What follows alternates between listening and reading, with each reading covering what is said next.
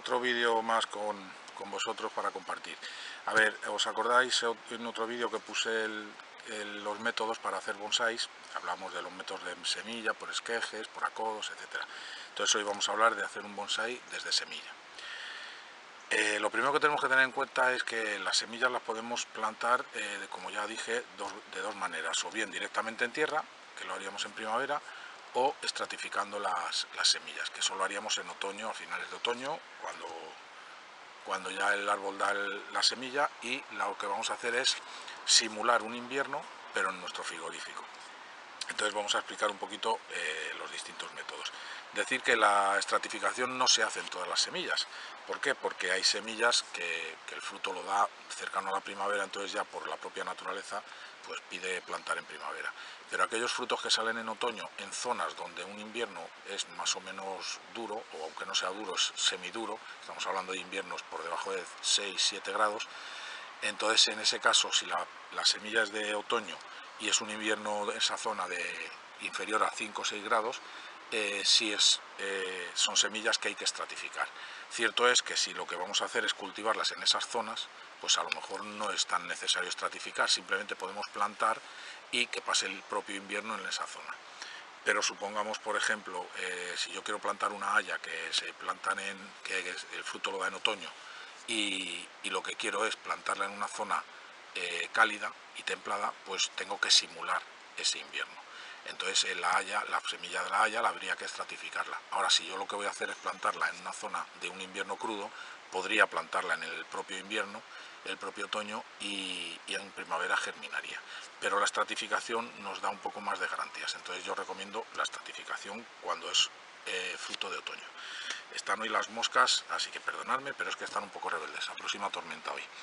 Bueno, entonces os voy a explicar. Para estratificar lo que vamos a hacer es coger un tupper, más o menos así, de este tamaño, podemos coger distintos tamaños, y lo que vamos a hacer es, con papel de cocina normal y corriente, lo que podemos es cubrir la parte inferior por abajo, y lo que vamos a hacer es echar las semillas aquí.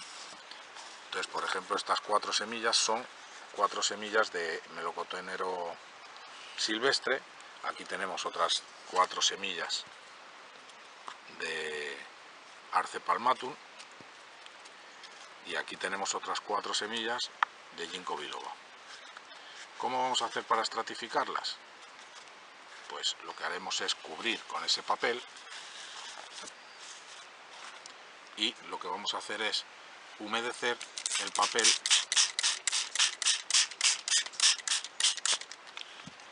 y una vez cubierto y humedecido tapamos ese tupperware.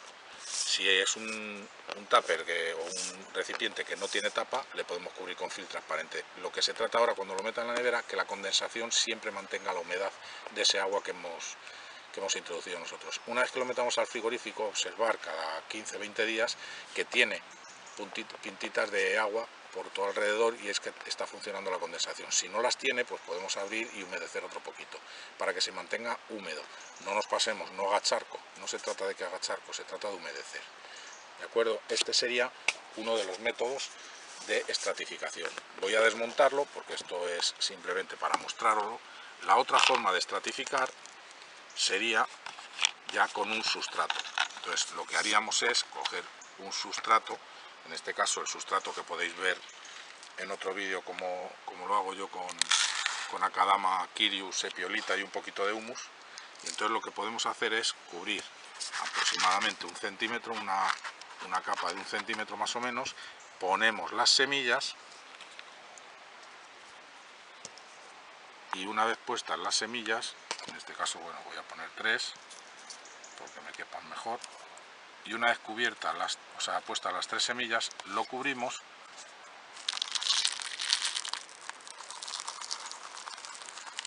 con el sustrato y obramos de la misma manera. Humedecemos de tal manera que no encharque, pero sí que mantenga ese sustrato húmedo. Una vez humedecido, tapamos y al frigorífico. Al frigorífico, igual que he dicho antes, cada 15-20 días lo observamos que tenga agua, humedad en las paredes y en la parte de arriba superior. Y así lo tendríamos aproximadamente 2 meses en el frigorífico. Una vez llegada al inicio de la primavera lo extraemos y en este caso podemos obrar de dos maneras: quitarlos con mucho cuidado por si han germinado, para la germinación. Si no han germinado, pasarlos a otra maceta, o dejarles así abiertos, le cubriríamos con otro poquito más de sustrato por encima y lo dejaríamos que empezara a germinar aquí. Una vez que ya tuviera la planta un poquito de porte, pues la pasaríamos a una maceta. Ya os digo, si no ha germinado, pues podemos pasar esa semilla ya directamente a una maceta. ¿De acuerdo? La otra forma de obrar sin estratificar, pues simplemente es pasar una semilla, creo que sobra decirlo y no hace falta mostrarlo, plantar en cualquier tiesto o bien con un sustrato ya de estos preparados o bien con sustrato universal y un poquito de humus, plantar la semilla en una maceta y esperar. 15-20 días después de plantado en primavera empezaría a salir los brotes, depende de la especie. Hay especies que tardan un poquito más, un mes. Bueno, también decir que cuando plantamos de semilla directamente en el tiesto, es conveniente tener las semillas sumergidas en agua entre un día y medio, y de vez en cuando moverlas. Con eso que conseguimos dos cosas importantes. Primero, hacer una selección de las semillas no estériles, es decir, las que se vayan al fondo son buenas y las que se quedan flotando son estériles. Entonces las que queden flotando después de día y medio en agua las podemos desechar y solo plantaremos las que quedan en el fondo. Y a su vez nos sirve para que estén hidratadas cuando se plantan. Entonces nos dará una ventaja para la hora de germinar. Bueno, dicho eso, aquí tenemos un Quercus rubra, un roble rojo, que si os acordáis en otro vídeo tenía que los planté todos en una maceta, entonces tuve que separarlos de macetas individuales, que no lo considero un trasplante, pero bueno, se podría decir que fue un trasplante, pero fue simplemente eso, trasplantar. Ahora vamos a tratar la raíz, es decir, ya tiene un año el roble rojo, y lo que vamos a hacer es trasplantarlo, y además de trasplantarle vamos a tratar la raíz pivotante y os voy a explicar cómo debemos tratarla. Entonces, bueno, vamos a extraer de aquí nuestro Quercus y lo vamos a pasar a una maceta un poco mayor para que nos sirva de mayor crecimiento. Están agarradas las raíces abajo, lo vamos a pasar a esta maceta que previamente, bueno, vamos a cubrir un poquito con la mezcla de sustrato que ya podéis ver en otro vídeo, como he dicho antes, el mismo sustrato. Yo siempre uso esta mezcla de sustrato, excepto cuando planto en semilla, que uso un sustrato universal mezclado con humus, un humus que se puede considerar humus compost, que lo hago yo. Ya pondré otro vídeo cómo hago ese humus, y es lo que uso para crecimiento o para plantar semillas. Bueno, como os decía, aquí vamos a tratar de sacar completa la raíz, y aquí vemos que todavía está aquí la bellota. Si la veis que ha caído por acá, vemos la bellota en su momento que plantamos del Quercus rubra, la semilla. Y bueno, vamos a deshilachar todas estas raíces. También deciros que es importante que no limpiemos, cuando hacemos un trasplante, no limpiemos las raíces completamente, del todo. A mí no me gusta limpiarlas del todo, porque ahí hay microraíces, hay bacterias, hay microorganismos que son propios de esta especie, que los genera su propia raíz y son buenos para ellos. Entonces no siempre es bueno limpiar 100% las raíces. Pero bueno, en este caso, para que se vea, quiero que lo limpiemos bien para que se vea la raíz pivotante. Bueno, como veis, he lavado la raíz. Ya os digo que no es conveniente hacerlo porque hay que aprovechar las microraíces, pero si no, no lo ibais a ver. Bueno, la raíz pivotante vemos que es toda esta raíz, la más gruesa, que en este caso va hacia este lado, hacia la izquierda o derecha, depende de cómo miremos, y da esta vuelta por aquí. Es la raíz más gruesa, la raíz principal, esa es la raíz pivotante. Si os fijáis en los libros o consultáis en internet, siempre vienen dibujadas vertical, recta, pero bueno, no siempre nacen así rectas. Es la forma más natural si la semilla sale bien, pero cuando son de bellota, como en este caso, sale hacia los lados, entonces son muy caprichosas y pueden ir hacia cualquier lado. Entonces, bueno, ¿de qué se trata ahora el tema de podar la raíz pivotante? Pues que tenemos que tener cuidado donde podamos. Hay personas que lo que hacen es podar un poco aquí, a lo mejor, al año que viene por aquí, y luego van buscando su sitio. Yo directamente voy a cortar, porque tenemos que asegurarnos que tengamos raíces laterales, ¿de acuerdo? Yo voy a cortar aquí para que tenga todas estas raíces laterales, radiales, y que vaya desarrollando hasta el año que viene. Luego el año que viene, o dentro de 2, a lo mejor ya el año que viene no le tocamos porque le pasó un tiesto bastante grande, entonces le dejaré 2 años ya de crecimiento. Y entonces así es como conseguiremos. De momento habéis visto, en un año ya tenemos este porte de árbol, depende también de la especie, crecen más o menos, y hasta dentro de 2 años no le tocaremos lo que es el tema de trasplante y raíces, y luego ya iremos viendo que se vaya desarrollando y vaya creciendo, que es lo único que tenemos que hacer para que sea un bonsái. De momento que crezca y cultivarle y cuidarle. Entonces yo voy a cortar, como os digo, aquí, y como veis aquí esta raíz no me vale y me quedan raíces en los lados. Para que no me queden muy largas la voy a cortar un poquito, no mucho, no me interesa tampoco cortar demasiado porque no es un corte de raíz lo que nos interesa hacer ahora.